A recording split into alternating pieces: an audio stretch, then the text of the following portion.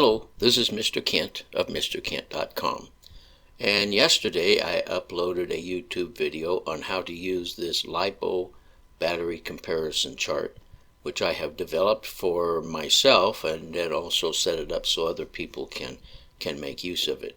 And just if you haven't watched the other video, what I have done since March of last year, or this year, pardon me, is when I got my two batteries with my Bebop 2 power, I decided I'd charge one with the standard charger and charge the other one with my balance charger, because I believe balance chargers do a better job, and I just wanted to confirm it by keeping track of everything I did.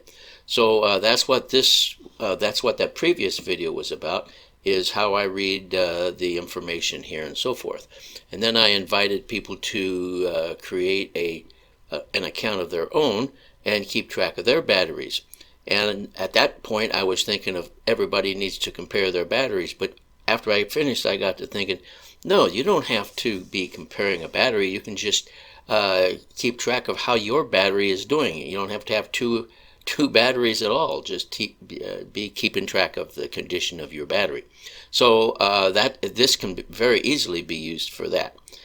So when I realized that, I thought I've got to be sure and tell people about it.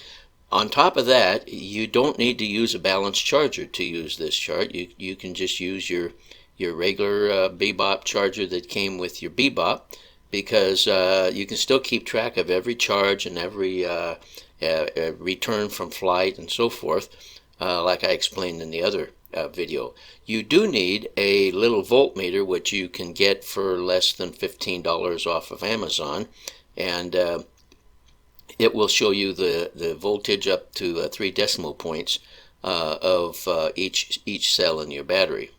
And so what you do is you just simply create an account here, and you can create as many accounts as you want. If you want to keep track of more than one battery, or however you want to do it, it's free. So let's get started, and I'll show you how this works. First of all, we've got a guy I put together theoretically. His name is Demo Danny, and so his username and password are here. He's already created a little bit of an account, so let's click on that. And when we go in, this is the home page, and of course, as you can see, he has created his own column headings, and that you can do that here. Go in and edit the column heading, and so he could say, well, let me see, let me get my typewriter going here. We could say Danny's Lipo battery, and click on edit record, and we come back, and there's the column title. You notice there's nothing here because he's only using one battery, and checking on one battery. So let's take a look at his table, and here it is. He started on the 11th of May, and these are fictitious records, and he got up to the 14th of May. And over here we can see he makes notes. That was new out of the box, and then he charged him up, and then charged his battery up, and then he went and flew his first flight, and this is what the voltage these are the voltages that he read after coming back from that first flight when it was discharged considerably. Then he placed it in storage, and you can't do that with a Bebop charger, but if you're using a balance charger, you can place it in storage, and that brings the voltage to a level that'll keep the battery stored without destroying it. Because if you charge it up and leave it stored, it's not good for it. So I've got somebody sending me information here, so I'll just go ahead and get that. So then he charged it up again on the 14th when he was going to go fly, and then his note is full charge before flying. So as you can see, you can just use it with one battery. But let's do this. Let's go back. He can also edit a record. He can also delete a record. And by the way, he's using a Lipo battery. But if if you decide to use a LIHV battery, you can click on that, and now it says LIHV. Now, if we go look at his table, you'll notice that the color codes are gone because an LIHV battery expects the fully charged battery to be higher. So, and these over here are I have set up for my LIHV, and I'm still working on getting the LiPo battery, Lipo battery, the color codes for the different levels of a full charge. But I don't have my Bebop 2 standard anymore. I gave it away to my brother. So I'm having to just kind of experiment, and I would appreciate it if somebody would clock in, start using this, and let me know what the battery levels are when it gets fully charged. So we better go back here. We'll click on return and go back and change this to LiPo so that we can see the color codes of the different levels of charge. And so this is not accurate yet. It will be, but it's not accurate right now. So there. Now let's do this. Let's go out of here, and we will create our own account. I'll show you how that works. Go over here, go to my battery page, and let's say that we're going to set up an account for a guy named, I got to move my type board around here again. Let's just call him Bebop Bob. Okay, so his name is Bebop Bob, and we're going to create a username called BEBOPBOB. And then we're going to create a password, BEBOPB. Let's just use password. You're never supposed to use password. PASSWORD and PASSWORD. So we'll go ahead and start our account for Bebop Bob. All right, now we don't need to remember that. Okay, now our table obviously is empty. And you'll notice it says Bebop Bob's battery table.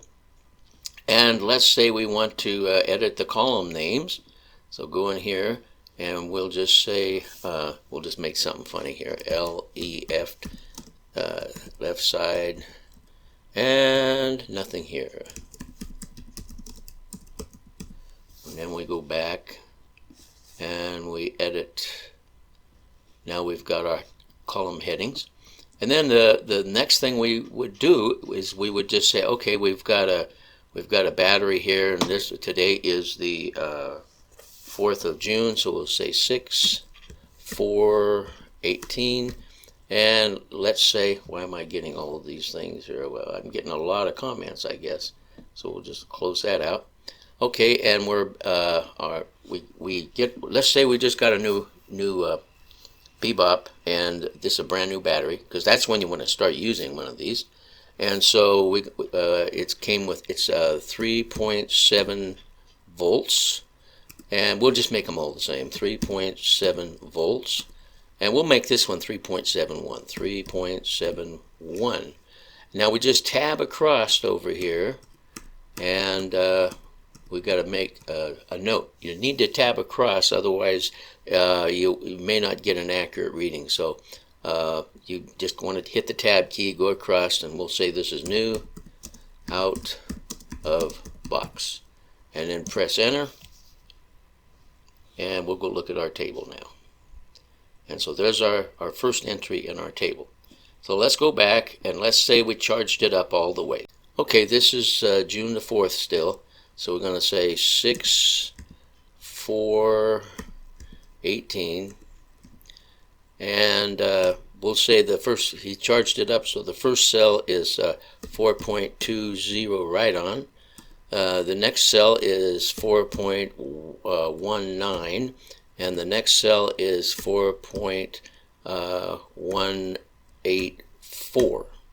And so we tab across. As we tab across here, this is the first charge. And we'll press enter, and we'll go take a look at the table and see if it worked.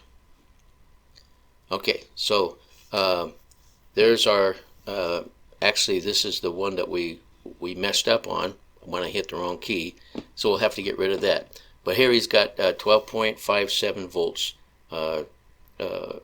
fully charged, which is good. That's yellow. Okay, that means that's good if you look over here on the values. But we have to get rid of this entry that we goofed up on because I hit the wrong key. So we'll return, and we're going to go to delete a record, and it's that middle record. So we'll go over here on the right, click on the checkbox, and delete that record. Now we'll go take a look at our table, and it's gone. So it's pretty easy to use. The only thing is you have to take time to use your little voltmeter to measure the voltage. And so you just continue on, and as time goes by, you can see the changes in your battery and the condition that it's in. And that's the purpose for this. So I hope that you'll make use of it. I hope somebody will. It's available. It's free. So we'll say goodbye to Bebop Bob's battery chart, and I will close this video down. I want to thank you for watching, and God bless.